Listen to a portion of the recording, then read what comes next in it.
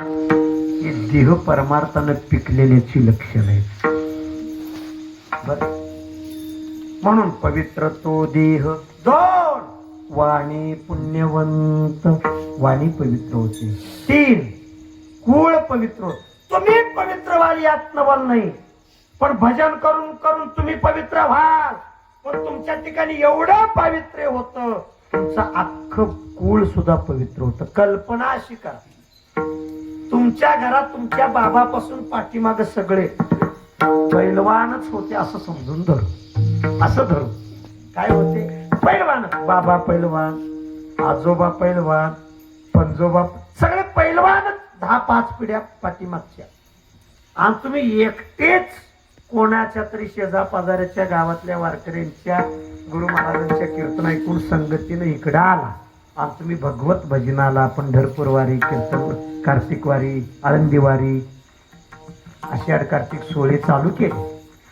तुमच्या एकट्याच्या भगवत चिंतनाच्या पावित्र्यामुळं तुमच्या पाठीमागच्या सगळ्या पिढ्या ज्या ज्या नुसता छड्डू ठोकून गेले, कळते ना, त्या सगळ्या पवित्र होतात महाराज एकट्याच्या भजनाने. म्हणून जुनी एक म्हण होती, जुनी लोक म्हणायची, घराण्यात एखाद तरी, बोला की पटकन, माळकरी असावं घराण्यात. आता आणि थोड्या दिवसानं जरा मन बदलावी लागते का काय कोणास ठाऊक. गावात एखाद तरी आले महाराज केली. लोक म्हणतात सप्ताह करा, आम्ही पैसे देतो, आमची काय अडचण नाही. पण आम्हाला ते जमत नाही. पंगत घालायचे का, हे घ्या पैसे तुम्ही घ्या, पण आम्हाला वेळ नाही. मग गावात एखादा तरी माळकरी असावा म्हणायची दिवस यायला काही वेळ लागणार नाही. कुळ पवित्र होते यात नवल नाही. पुढे चला, तुम्ही पवित्र व्हा, तुमचं कुळ पवित्र होईल यातही नवल नाही. गावात एक भक्त जन्माला आला, एक, अख्खं गाव पवित्र होत महाराज. अख्खं गाव त्या एकट्याच्या भजनानं, त्याच्या पावित्र्यपणामुळं, त्याच्या नामचिंतनाच्या शक्तीमुळं, सामर्थ्यामुळं अख्खं गाव सुखानं नांदायला लागलेलं असतं. त्या एकाच्या पवित्र ते कुळ, पावन तो देश. म्हणजे तुम्ही पवित्र झाला, तुमचं कुळ पवित्र, देह वाणी पवित्र झाली, तुमचं कुळ पवित्र झालं, पावन तो देश, नगरी, देश म्हणजे नगरी, तुमचं गाव पवित्र झालं. आता तुम्ही पवित्र झाला, तुमचं घर पवित्र झालं, तुमचं गाव पवित्र झालं यात नवल नाही. भजन करणाऱ्याच्या ठिकाणी एवढं होऊन सुद्धा अजून एवढं पावित्र्य शिल्लक राहतं, एवढं पावित्र्य राहतं की तीर्थ सुद्धा भजन करणाऱ्याच्या दर्शनानं आपलं पाप घालवायला बसतं. तीर्थ सुद्धा, तीर्थ म्हणजे गंगा, गोदा, यमुना, कावेरी, कृष्णा, या सगळ्या नद्या आमच्यासारखे हजारो लाखो लोक जाऊन आंघोळ्या करतात. आमचं पाप त्यांच्या डोक्यावर देतो. त्या बहिणी अशा भजन करणाऱ्या महात्म्यांच्या आश्रमात जातात पर्वकाळ साधून, आणि त्यांच्या पायावर डोकं टेकवतात आणि आपलं पाप धुवून पुनीत होऊन. म्हणजे भजन करणाऱ्याच्या ठिकाणी एवढं पावित्र्य येतं की तीर्थ सुद्धा त्यांच्या दर्शनाने त्यांना पावित्र्य येतं. तीर्थे तया ठाय, तीर्थे तया ठाय, येथे पुनीत भावया, येथे पुनीत भावया. पर्वकाळ पाया, पर्वकाळ पाया, तळी वशे वैष्णवा. आवाजात साथ दिला झालाय माझा पण. तीर्थ सुद्धा भजन करणाऱ्याच्या दर्शनाने पवित्र होतात. आता पुढे चला, आता मला उलट बोलायचं. माझ्या शब्दावर अजिबात विश्वास ठेवू नका बरं का, मी 2-2 मिनिटाला बदल बोलते. अरे तीर्थ पवित्र होतील यातही नवल नाही. आता मी बदल, भजन करणाऱ्याच्या दर्शनाने तीर्थ पवित्र होतील यातही नवल नाही. काय नवल आहे? पण ऐका, प्रसंग सांगून जातो तसं तुम्हाला पटायचं नाही. ज्ञानोबा पंढरपूरला आले. पांडुरंगाचं दर्शन झालं. मग देवाने बघितलं, ज्ञानराजा का हो नामदेवरांचं वर्णन केले बरं का, चेहऱ्यावरती तेज नाही, कळा नाही, काय झालंय? मला एक चिंता आहे. माणसाला चिंता असली की चेहरा काळपट पडतो बरं, त्याला घोकणी वगैरे म्हणतात. हा, जागल्या प्रकरण काढलं तर तुमच्या लक्षात येईल. आमच्या संतांना चिंता लागली, कोणीतरी विचारलं का हो चेहरा काळपट पडलाय? काय म्हणजे आम्हाला घोकणी लागल्या. कोणाची लागल्या? म्हणजे या जगाची लागल्या. रात्रंदिवस घोकितो तुम्ही सावध असा, तुमच्या नगरीचा आम्हा नाही भरवसा. उजेड पडताना गळा पडेल पासा, उठा की जी माय बाप कशी लागणी झोप. घोकणी लागली, याला म्हणायचं घोकणी. ज्ञानोबा म्हणाले मला चिंता लागली. म्हणजे कोणती चिंता? तीर्थयात्रा करावं असं सारखं डोक्यात येते. पांडुरंग म्हणाले मग साधना करायला कधी विचारावं लागतंय? साधकानं साधना न विचारता करायची असते, कोणाला विचारून करायची नाही. साधना करायला चिंता कशाची नाही म्हणले. मी एकटा तीर्थयात्रा केलो तरी ती तीर्थयात्रा अपूर्ण राहिली याची बर. मग ऐका, असं का म्हटलं त्याचं कारण आहे. ज्ञानोबा हे ज्ञान आहे आणि नामदेवराय ही भक्ती. फक्त ज्ञान तीर्थाटन करून चालत नाही, भक्ती नसेल तर ज्ञान अपूर्ण आहे. आणि नुसताच भक्तीनं तीर्थाटन करून चालत नाही, ज्ञान नसेल तर भक्ती अपूर्ण. ज्ञानोबारायची भीती होती, मी एकटा गेलो तर माझी तीर्थयात्रा अपूर्ण. पांडुरंगा काय अडचण नाही म्हणजे एक परवानगी दिला तरी बरं होईल. म्हणजे काय, ते तुमचं लाडकं लेकरू तेवढं पाठवायचं म्हणजे बरोबर. म्हणजे नामदेवरायला तेवढं पाठव. आता पंढरपुरा सोडून नामदेवरायला करमत होतं का नाही मलाही माहिती, पण आता सांगायला तो विषय नाही, वेळ. पण खरी गंमत ही होती, नामदेवाशिवाय पंढरपुरात पांडुरंगानाच करमत नव्हतं. पण आता भक्ती ज्ञान वैराग्यानं जगाला पुढचा आधार आहे.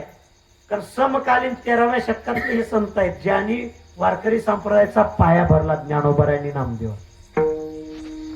आहे. आणि म्हणून नामा जा, देवानी परवानगी दिली. ज्ञानोबाराय नामदेवराय आले. कुठं आले? दर मुक्काम तीर्थयात्रा करत करत काशी विश्वनाथाला आले. विश्वनाथ गंगेच्या पलीकडे आहे. गंगामध्ये गंगेच्या पहिल्या तीराला विश्वनाथ आहे आणि गंगेच्या आईल्या तीराला हे दोघे येऊन उभे. ज्ञानोबारायांनी नामदेवराय. विश्वनाथाने विचार केला आपण प्रत्यक्ष जाऊन ज्ञानोबारायला घेऊन यावं, कारण मोठ्या माणसाला आडवं जावं लागतं स्वागताला. बर, महाराष्ट्रातून वारकरी संप्रदायाचे मोठे 2 वैष्णव मला भेटायला आले. मी स्वतः त्यांच्या दर्शनाकरता जावं, पण विश्वनाथ गंगेतून इकडे आले. ज्ञानोबारायांना आलिंगन दिलं, नामदेवरायांना आलिंगन दिलं. ज्ञानोबारायांचा हात धरला आणि म्हणाले चला मी गंगेतून तुम्हाला पलीकडे नेतो. आणि गंगेतून पलीकडे न्यायला लागले. हे आम्हाला कसं कळलं? तर आमचा सीसी कॅमेरा तिथं होता म्हणून कळलं. नामदेवराय हे आमच्या संप्रदायाचे सीसी कॅमेरे आहेत. कोण्याही संताला पांडुरंगाने समाधी कशी दिली, किती दिवसात दिली, भजन पूजन, दशमी एकादशी द्वादशी कसं कसं त्या तीर्थक्षेत्रावर जाऊन केलं, सगळ्यावर हे सगळं डोळ्याने समाधी बघायची अभंग रचायची आम्हाला कळलं. आजही तुकोबारांच्या बीजेचं वर्णन कीर्तनात चालू झालं की आपल्या डोळ्यातला पाणी येतं. आधी नाथ श्रेष्ठीचं कीर्तन डोळे आपल्याला असू येतात, आधी समाधी सोहळ्याचं कीर्तन असू येतात. पण पांडुरंग परमात्मा ज्यावेळी समाधी देत होते त्यावेळी प्रत्यक्ष नामदेवरायांनी ती डोळ्यांनी बघायची. दशमीपासून त्या जिथं ज्यांना समाधी द्यायचे तिथं जाऊन दशमीला त्या नदीच्या घाटावर, आळंदीत असेल तर इंद्रायणीला, प्रत्येक ठिकाणी त्या नदीच्या घाटावर दशमीचं कीर्तन, संध्याकाळचं कीर्तन, एकादशी सकाळचं कीर्तन, संध्याकाळचं कीर्तन, दिंडी प्रदक्षिणा, एकादशीला जागर, द्वादशीला कीर्तन, द्वादशीला क्षीरापती, हे सगळं देवानी समोर उभा राहून संतांच्या करून घ्यायचं. आणि त्रयोदशीला ज्यांना समाधी द्यायचे त्यांना त्या नदीत जाऊन नेऊन आंघोळी घालायचं प्रत्यक्ष पांडुरंगात. सगळं नामदेवाने लिहून ठेवलं आम्हाला म्हणून आम्हाला कळलं. दशमी प्रस्थानाचा समय, एकादशी जागर उत्सव, द्वादशी क्षीरापती महोत्सव, ज्ञानदेवे केला, त्रयोदशी म्हणे पांडुरंग. दशमी पासून ज्ञानोबाईंचे आराधित भजन कीर्तन चालू झालं. त्रयोदशीचा दिवस उजाडला. पहाटे पांडुरंगाने रुक्मिणी माता उठल्या. इंद्रायणीत जाऊन आंघोळी केली. आंघोळी झाल्या झाल्या रुक्मिणीनं इंद्रायणीच्या घाटावर 3 दगड ठेवली, एक भांड ठेवलं, स्वयंपाकाला सुरुवात केली. पांडुरंग परमात्मा गेले. ज्ञानराजाला उठवलं, हाताला धरलं. निवृत्तीनाथा पांडुरंगाने आणून इंद्रायणीत आंघोळी घातली. आम्ही जसं आमच्या लेकरांना टॉवेलनं डोकं पुसतो, अंग पुसतो, तसं पांडुरंगानं आपल्या पितांबरानं त्याचं अंग ज्ञानोबारायांचं हे नामदेवरायांनी लिहून ठेवलं म्हणून आम्हाला शिशी केल्या. आणि डोकं पुसत पुसत घाटावर आणलं. एवढ्यात माता रुक्मिणी वाढी ताटी, जेवण तयार होतं. रुक्मिणीनं ताट वाढलं. ज्ञानोबाराय समाधी घ्यायची, डोळे झाकून होते. विठोजी म्हणे उघडी दृष्टी. प्रत्यक्ष पांडुरंगानं रुक्मिणी मातेला केलेल्या, आई आमच्या आई साहेबांना केलेल्या ताटातला घास धरायचा, ज्ञानराजाला भरवायचा, तरी त्यांचे डोळे उघडे. नामचिंतन चालू आहे आणि घास भरवला की सांगायचा, ज्ञानराजा डोळे उघडून पोटभर खाय. विठोजी म्हणे उघडी दृष्टी. पुढचं नाही सांगत, मलाही आवडत नाही, सांगायचा भाव एवढाच होता म्हणून नामदेवराय शिशी केला. आम्हाला काय हे कळतं नामदेवरायांच्यामुळं. तसे इथंही नामदेवराय आहेत. विश्वनाथ आले, मला एवढं सांगायचं होतं. विश्वनाथ आले, ज्ञानोबारायांचा हात धरला, गंगेतून पलीकड न्यायला लागले. गंगेच्या पात्रात आल्या आल्या गंगामाईनं विचार केला, आम्ही सगळ्या बहिणी बहिणी, म्हणजे सगळ्या आतापर्यंत नावं सांगितले त्या, आमच्या डोक्यावरनी डोंगरा एवढं पाप या पापी लोकांचं झालं की आम्ही एकादशी द्वादशी एखादा पर्व काळ साधून भजन करणाऱ्या महात्म्यांच्या ठिकाणी जाऊन त्यांचं दर्शन घेऊन पुनीत होतो. आता प्रत्यक्ष ज्ञानोबाराय माझ्या पात्रात आले. अशा वेळी दर्शन घ्यायची संधी सोडतील का? अशा वेळी तीर्थाला जातील का? जातील. गंगाबाईनं ज्ञानोबाराय पात्रात आल्या आल्या गंगाबाईनं ज्ञानोबाईच्या पायाला झटकून मिठी मारली. ज्ञानोबाई लगेच मागं नामदेवराय होते बघा, अभंगच केला तिचे कॅमेरे. ज्ञानोबाचा हात प्रेमे धरी विश्वनाथ, आयशे बोलत चालत दोघे आले गंग्यात. ज्ञानाबाईचे पायी मिठी घाली गंगामाई. नामदेवरायनं सण झालं नाही. ओ गंगाबाई, पाण्याला ओरडली, माझ्या ज्ञानदेवाचे पाय सोडा. नामा म्हणे सोडा,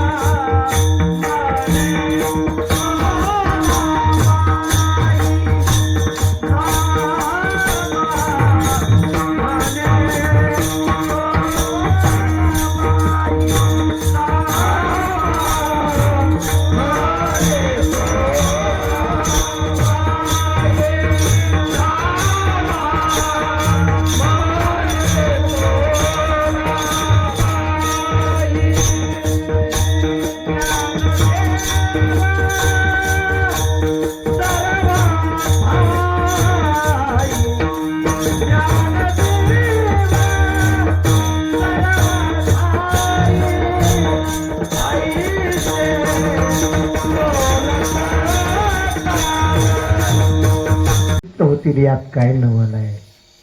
आता शेवटचा एकच मुद्दा सांगतो, अभंगात प्रवेश करू.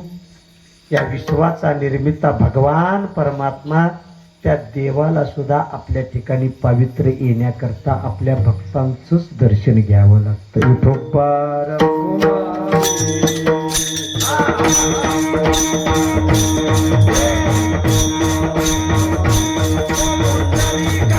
पाणी धरतीवर आपटलं की जनावरांना पाणी, शेतीला पाणी, कारखान्यांना पाणी, पशुपक्ष्यांना पाणी. एवढंच नाही, गावांना पण. अहो दुष्काळच नाहीसा करतोय. म्हणजे एक तर पाऊस पडला की पुढचा परोपकार झाला. परोपकार द्या सोडून. एवढं लक्षात ठेवा, समुद्रात असताना ते खारट होतं, ढगात आले की गोड. आता बाकी काय पाणी अजून समुद्रात आहे का? सगळंच एकदमच ढगात आलं होतं. थोडं मग अजून शिल्लक असेल की 100-500 लिटर अजून समुद्रात शिल्लक आहे. आता मग ते शिल्लक असलेलं पाणी गोड झाले का? बोला की. ते खारटच राहील. बरं राहू द्या, खारट राहिलं तर राहू द्या. जे ढगात गेले पाणी ते गोड झाले म्हणता ना.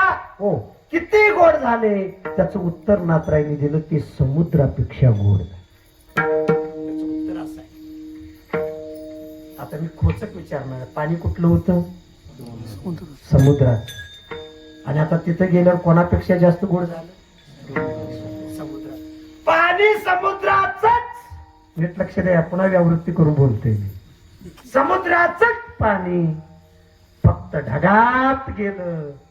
थोडे कष्ट घेतले, थोडी साधना केली, थोडे प्रयत्न, थोडा त्याग केला, मूळ स्वरूपापेक्षा म्हणजे आपल्या समुद्रापेक्षा ते गोड झाले. तसं भजन देवाचंच, तर करणारा भक्त देवापेक्षा पवित्र. समुद्र उदक मेघी चढे. आबांची एक आवडती ज्ञानदीप ओव्याना लावायची, दीपोत्सवाच्या ओव्याना लावायची चालू होती. समुद्र उदक मेघी चढे, त्याशी मधुरता अधिक वाढे. जग निववे वाडे कोडे. आज माझा मोसम कटवायला लागलाय, जास्त काळ चालला. फेडी साकडे दुष्काळाचे, समुद्राचं पाणी ढगात आलं, समुद्रापेक्षा गोड झालं. तसं देवाचंच भजन करणारा फक्त भक्त देवापेक्षा गोड होतो, दुसरं होतं पवित्र होतं. दुसरं उदाहरण, केळीचं झाड आहे. केळीला केळ येतं, के फळाला केळ म्हणावं, झाडाला केळी म्हणावं. केळ खाल्लं की गोड आहे. केळीला झाडापासून पानापर्यंत कुठेही तोंड लाव, दात लावा, गोड आहे का? बर, केळ गोड. केळ कोणाचं आहे? केळीचं. पाणी कुठलं आहे? समुद्राचं. भजन कोणाचं आहे? भजन करणारा त्याच्यापेक्षा पवित्र. माझ्या ठाई जे पवित्र पण, स्वतः प्रत्यक्ष नाथरायांच्या मुखातून भगवान भागवतात बोलतात, माझ्या ठिकाणी जे पावित्र्यपण आले ते मला फक्त भगवत भक्तांच्या दर्शनात. माझ्या ठाई जे पवित्रपण ते माझं भक्ताचे निजान. या लागी भक्ता मागे मी आपण, धावे चरण रेणू वंदावया कुमार.